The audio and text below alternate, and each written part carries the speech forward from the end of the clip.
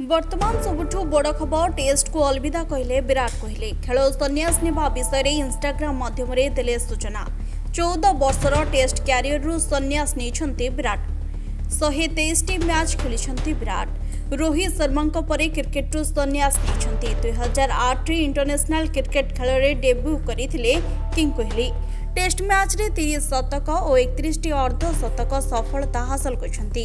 Test match खेल में 9230 run संग्रह करछंती। 2006 मसीह 19 वर्षरू कम बयस इंग्लैंड विरोध में मैच खेली। 36 वर्षीय कोहली ऑस्ट्रेलिया गस्तरे बॉर्डर गाभास्कर ट्रॉफी खेलिथिबार नजर आसिथिले, जोंठी भारत 5 मैच विशिष्ट सीरीज रे 1-3 स्कोर रे हारिथिला। विराट को टेस्ट डेब्यू जून 2011 वेस्टइंडीज विपक्ष रे किंगस्टन रे होइथिला। कोहली सेतबेले प्रथम पाली रे 4 एवं द्वितीय पाली रे 15 रन कइथिले।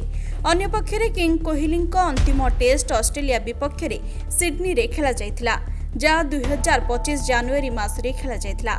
एही अंतिम मैच रे कोहली प्रथम पाली रे 17 एवं द्वितीय पाली रे 6 रन कइथिले। तेबे वर्तमान 14 वर्षर टेस्ट कैरियर को बाय बाय कइसंती किंग कोहली। टेस्ट 123 मैच खेली 9230 रन करिसंती विराट।